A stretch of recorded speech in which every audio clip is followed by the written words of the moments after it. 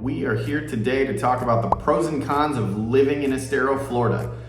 So if Estero is a town, city, actually a village, that you are considering moving to, this hopefully will help you figure out if it is the right place for you or at least one of the places to consider.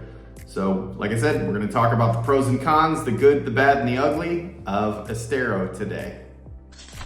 As usual, I'm going to talk a little bit about where Estero is and some of the interesting, cool things about it, give you some details on the town itself, or I should say village itself.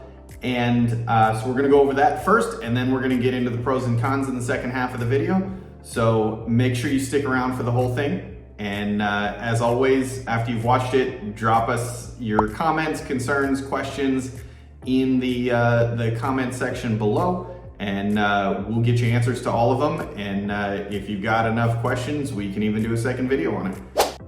So first of all, where is the village of Estero, Florida? Estero is in southern Lee County.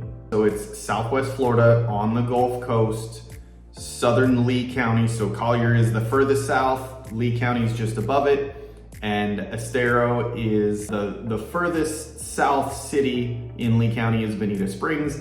You've got Estero right above it, and then Fort Myers right above that, or technically San Carlos Park, which is unincorporated Lee County, is really right there above Estero. Some of the cool things to do in Estero, one of our family's personal favorites is Corishan State Park. It is the home of the Corishan Unity Settlement, which was a pioneering colony that really led to the development of Estero in the 1890s. All that's left of it at this point is 11 historic buildings.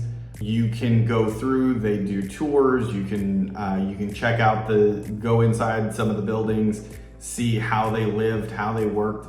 But it's a big state park built all around this little settlement and the buildings that are left. And so it's really cool, a lot of fun, and tons of hiking trails and all kinds of outdoor activities. There's a campground there, picnicking, fishing, there's a river that runs right through it. So great little spot, cool place to check out, always interesting to wander through there, and really nice park.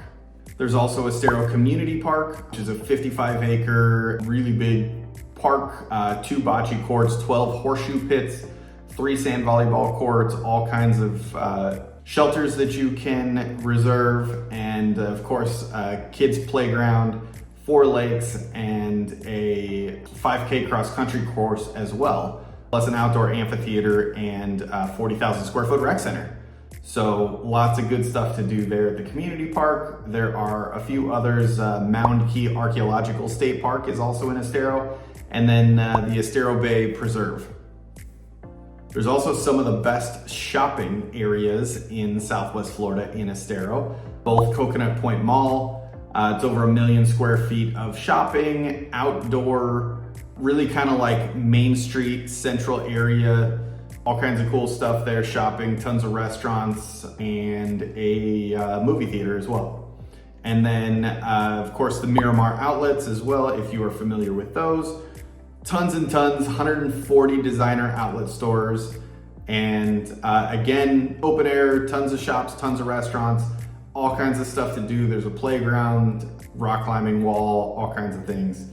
So lots of fun, great place to shop if that's something you're interested in. And of course, it wouldn't be in Southwest Florida if we didn't talk about golf.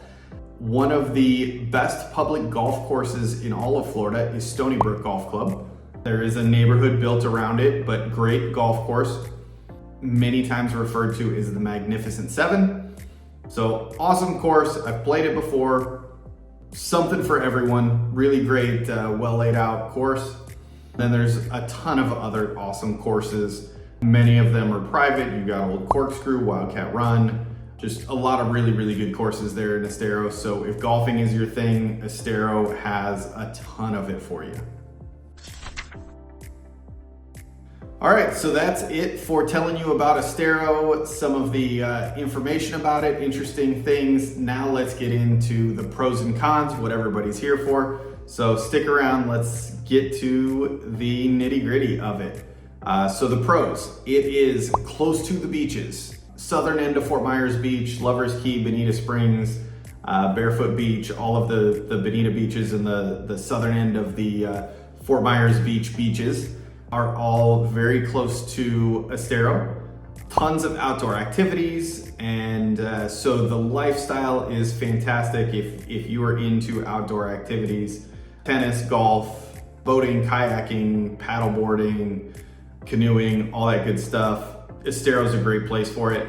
Tons of great shopping close by, so if you are the shopping type, that is a good spot for you as well. Plenty of restaurants, both fast casual and I would say semi-fine dining. There's not a ton of real fine dining in Southwest Florida, but there are definitely some good high-end restaurants, and you really won't run out of places to go if you like trying new things and different restaurants. Schools are fantastic. Some of the best schools in Lee County are in South Lee County, so Estero and Bonita Springs really benefit from that. Crime rate is considered very low, and it's a good location, super easy access to travel, as RSW, which is the Southwest Florida International Airport, is right there just north of Estero, so fantastic location, easy access to the airport as well. And then if you need access to the bigger airports, you're less than 2 hours, probably an hour and a half or so to Fort Lauderdale or Miami, 2.5 hours up to Tampa Airport, and then about 3 hours or so to Orlando. So lots of flexibility in terms of access to the bigger airports as well. And if you fly Allegiant, go in and out of Punta Gorda, you're probably 45 minutes to an hour to theirs also. And it is more reasonable than in terms of cost of living. It's pretty reasonable, and definitely more reasonable than the more expensive areas nearby. Bonita Springs is more expensive. Naples is definitely more expensive. So you get access to all of those great things, and you're close to Naples if Naples is what you're looking for, but at a little bit more affordable price. So now for the cons. The cons of living in Estero, I would say the number one thing when people say they don't like Estero or they don't want to be in Estero, it's typically because they think it's too small of a town. So not necessarily all of the bigger city amenities that you will find in Fort Myers or Naples or up in Sarasota, or of course Miami, Fort Lauderdale, Tampa. The main road running east and west through Estero is Corkscrew Road. There's a ton of stuff on Corkscrew. Many of the communities empty out onto Corkscrew Road, so the traffic on Corkscrew can be rough, especially during the busier season, the winter months. So keep that in mind, be prepared. School and the snowbirds can significantly add to the traffic on Corkscrew Road. We talked about cost of living being pretty reasonable, so that's the overall cost of living. However, home values are pretty expensive in Estero. They're pretty high, so that can be a negative if it's an area that you're looking to get into. And like I said, the snowbirds can be a bit overwhelming to some people. Many people that live year-round in Estero are not super fond of snowbird season. So that can be a bit overwhelming. And there's not a lot of big industry there in Estero, so not a ton of jobs and things like that. Most people that are still working and living in Estero tend to have to travel a little bit to get to work. So I would say those are the cons there. And so that's it. You got the pros and cons. You got some good information about Estero. If you have questions, as always, like I said, drop them in the comments. Tell me what you think, what you like, what you don't like, if you agree, disagree. Love to have that conversation, and thanks for watching, everybody.